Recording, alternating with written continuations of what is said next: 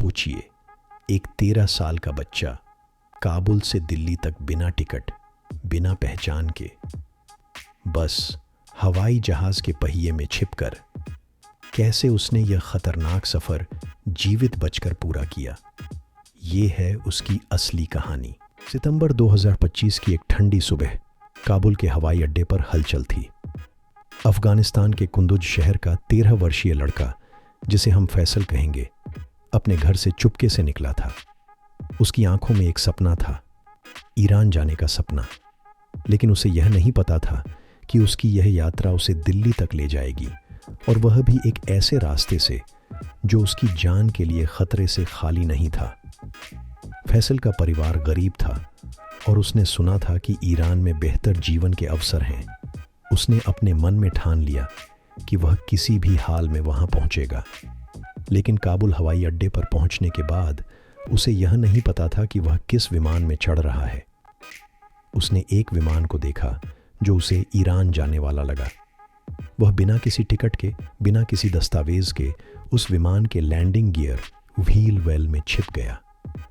वहां तंग और अंधेरे स्थान में उसने अपने साथ एक छोटा सा लाल रंग का ऑडियो स्पीकर रखा था, शायद अपने अकेलेपन को कम करने के लिए। विमान ने उड़ान भरी और फैसल ने सोचा कि वह ईरान की ओर बढ़ रहा है, लेकिन उसे यह नहीं पता था कि वह दिल्ली की ओर बढ़ रहा है।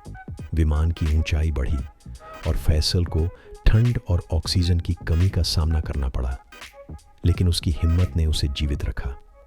74 मिनट की यात्रा के बाद विमान दिल्ली के इंदिरा गांधी अंतर्राष्ट्रीय हवाई अड्डे पर उतरा।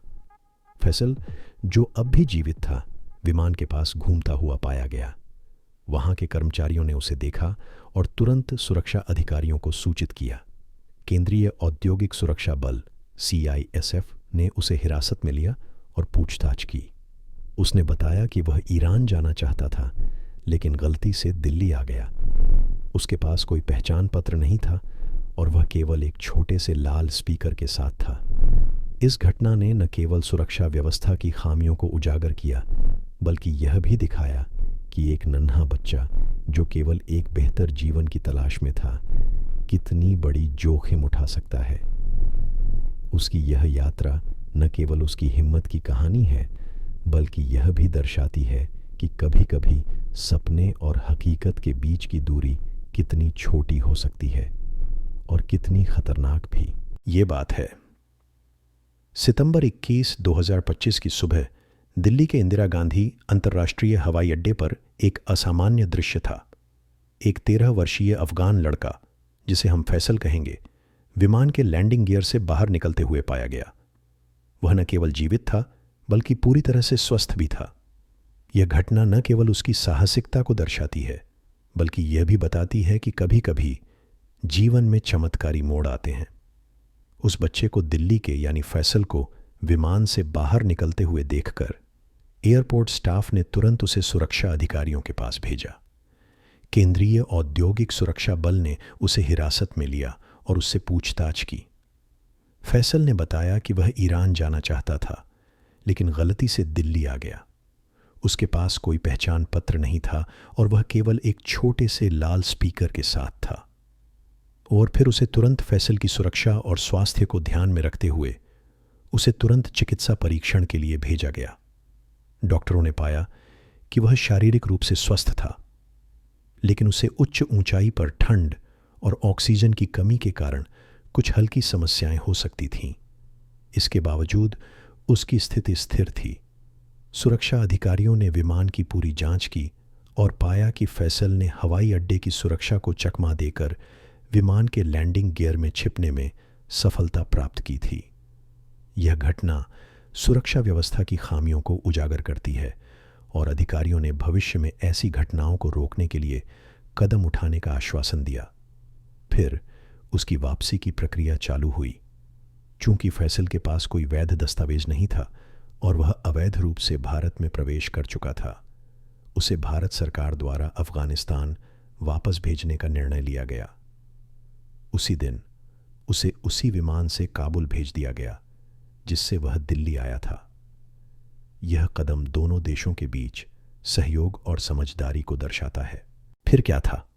उसके जीवन का नया मोड़ शुरू फैसल के लिए दिल्ली का हवाई अड्डा केवल एक मंजिल नहीं था, यह उसकी जिंदगी में पहला बड़ा मोड़ था।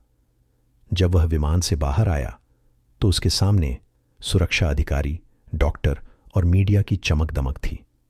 उसकी आंखों में थकावट और डर के साथ साथ जिजीविषा की चमक भी थी। वह अब केवल 13 साल का बच्चा नहीं था, वह एक नायक बन चुका था जिसकी कहानी ने पूरे देश को चौंका दिया। उसका पहला सामना सुरक्षा और चिकित्सा से हुआ था, क्योंकि जैसे ही फैसल को अस्पताल ले जाया गया, डॉक्टरों ने तुरंत उसकी जांच की। वह करीब 40,000 फीट की ऊंचाई पर बिताए गए लगभग 90 मिनट से हल्की हाइपॉक्सिया और ठंड का शिकार था। उसके हाथ और पैर सुन्न थे, लेकिन उसके दिल की धड़कन और फेफड़ों की धड़कन सामान्य थी। डॉक्टरों ने बताया कि वह लगभग चमत्कारी रूप से जीवित रहा। सुरक्षा अधिकारियों ने भी उसकी कहानी सुनी। फैसल ने बताया कि वह अपने देश के गरीबी और असुरक्षा से बचकर बेहतर जीवन की तलाश में निकला था। वह ईरान जाना चाहता था, लेकिन गलती से दिल्ली पहुंच गया।